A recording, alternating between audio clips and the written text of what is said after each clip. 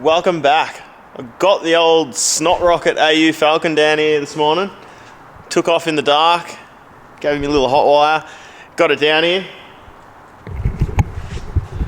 It's ready to start giving it a bit of love. It's looking like a real piece of crap. So I've been trying to get that bolt out, the old riv nut that used to hold the computer in. Been trying to get that out, but I don't think it's actually into a tapped hole. I think it's more of like a self-tapper type, and it's locked in there. I can't get it out. I've tried the chisel, vice grips. I don't really want to be welding a nut on it inside the car, so I've just sort of filed it down. I'm going to make it more of a locator pin, and in the bracket there's other holes to go off. There's a few more holes in the bracket. So the original one was on the bottom here, so I'm just going to pick up this hole here. So I'm going to put a riv nut in there. So the riv nut gun works exactly the same as a pop rivet gun. You just thread it on the end, stick it in the hole that you want the thread to live in, squeeze the trigger, unscrew it, and you've got yourself a thread ready to rumble. Now we have the computers back in with the nut cert and the little bolt that we stuck in there. Ready to go. Get this carpet back in and start cleaning out this old girl. So just giving the car a full vacuum out. And I don't know if you remember from the last video, but I've got a steel screw in the BEM. I just set it up there. But as I was vacuuming, I'm like, oh, the BEM's not screwed in. I've got to screw that in. And then I was like, oh, the screw. I left it in the cup holder. About 10 minutes ago when I was vacuuming the other side of the car, I was like, oh, I'll give the cup holder a quick hit. So I'm guessing the screws are inside the vacuum, but there's another little zinger. Yesterday, I accidentally smashed a car window and there was glass everywhere, so I vacuumed up all the glass. So now I've got to find the screw inside the vacuum full of broken glass.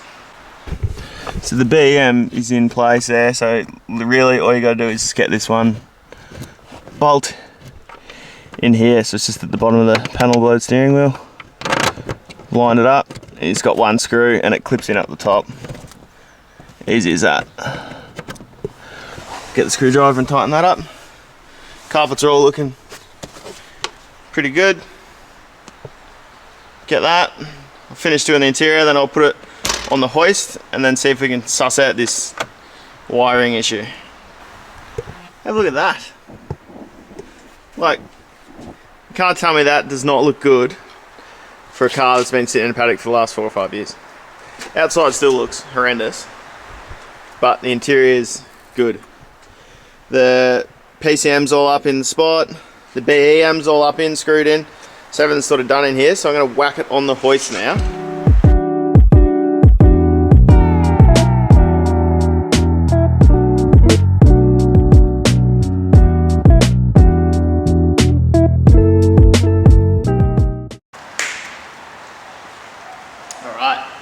It's all up on the hoist, and the first point of call is figuring out why it won't start off the key and get it starting off the key so it's not just a big lump of shit stuck in the way of everything. Alright, so this is the wire that comes, so it goes ignition, starter relay, and then starter relay down to this one. So somewhere between the relay and here, we've got an issue. So I'm going to put the multimeter on here, then I'll go up and hit the key and see if I'm getting power to here. Alright, so this sort of testing is probably a two-man job because I need someone underneath to read the multimeter and then someone to turn the key, but I'm by myself, so just gonna try if I can see it. Okay.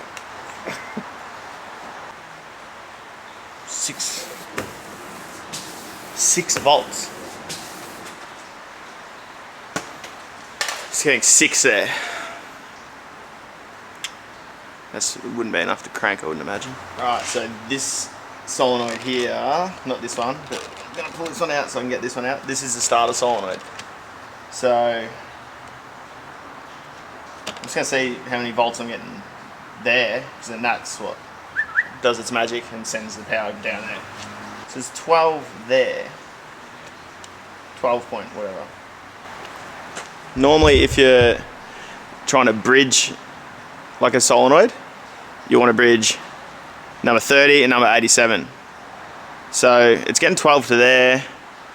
So I might try and bridge it and see if that works, which I have tried that previously, but I'll just try again now. So I'm just going to bridge the solenoids now and see if it starts.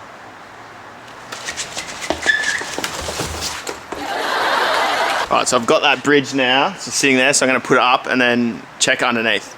It's hardwired at the moment, but it's still not cranking.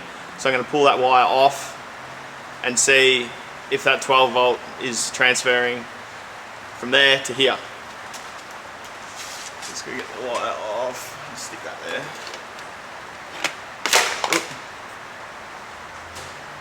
Get the wire off. Ooh, fucking hell.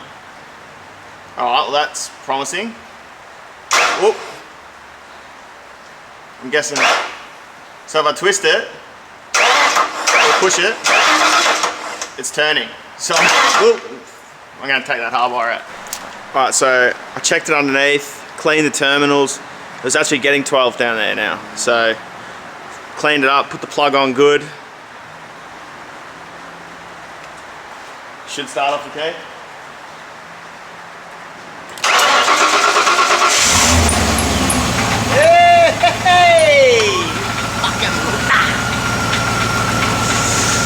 That was an easy fix.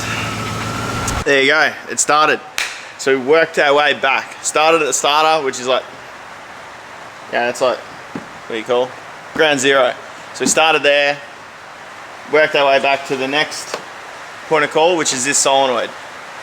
So somewhere, I knew that we had 12 volts here before, but not down there. So I knew somewhere in between the two, there was something going wrong. So we found that, and it was just literally a corroded solenoid, like the terminal on the solenoid plug. So that's all cleaned up now. She's on the key, which you just saw a second ago. But that's why you should always start at the furthest point and work your way backwards. So now she's running. I'm gonna have a suss of these brakes because when we drove it, they felt like shit. There wasn't much going on. Pretty hard to press and didn't really stop you that well. So I'm gonna whip the wheel off, have a suss. They were quite brittle when I put them on 4 or 5 years ago, but I just fully fucked it. You can see I already glued it once before. Oh well. These rooms suck anyway, so who cares?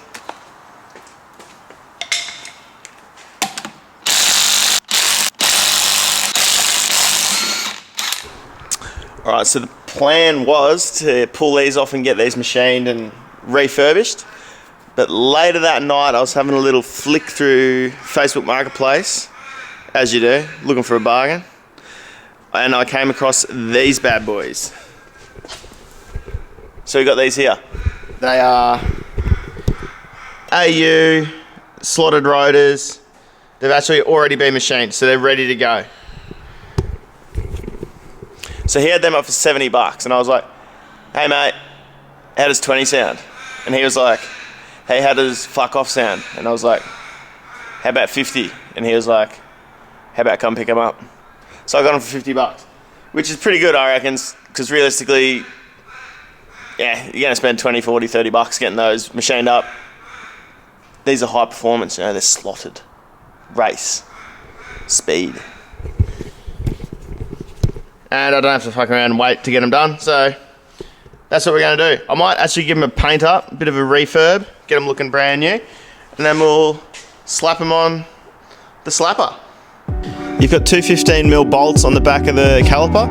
So once you get those two undone, get a screwdriver in between the rotor and the caliper and just sort of lever it off. They come off pretty easily. After that, I normally get a zip tie to hang the caliper off the control arm, just so it's not hanging on the brake line and doesn't wreck anything. Alright, so now I've given them a clean up, ready to stick the new rotor on. Some rotors are directional, but these ones aren't. Like the vents are just going in no particular way, so they can go on either side. So if you're ever doing rotors, just make sure that yours aren't the directional and there's a left and a right. But these ones, they can fucking go wherever you want. So just gonna slap it on. Cut your zippy up here for your caliper. and just slip that back. Whack your 2 bolts in. New slotted rotors on the front, everything's cleaned under there. Not, you know, Shannon mint, but clean it up a bit. Later on, I'll take it outside, I'll take the wheels off, and I'm just gonna gurney the shit out of everything in there. So we've got them on. So get some wheels on it, put it back on the ground. But I have got some other wheels outside which have been sitting around, I think for like, fuck, I don't even know, like 10 years. They've been floating around, they've been moving them from factory to factory. I think they were off an FG. Got these, so I might whack these on. I reckon these might look alright. They look better than the Fairlane ones. It's just, if they're up there, they take the same nuts, so. Alright, I've got them on. Let me know in the comments what you think. I actually don't mind them. I was unsure about the black, but I reckon they look alright. What do you reckon? I don't think they look too bad. They fit well. That one's flat, but only on the bottom, so that's alright. But let me know in the comments what you reckon. They could look good silver as well, but the black, it doesn't look too bad. And that is it for this episode, guys. I'd like to thank everyone that watches, likes, subscribes, comments, shares, everything. I've got a bunch of new subscribers in the last couple of weeks, so how you going to everyone that's new? And if you aren't subscribed, hit the little button, do it. Doesn't cost you nothing, it's free. But yeah, thanks for watching, guys, and I'll see you on the next one.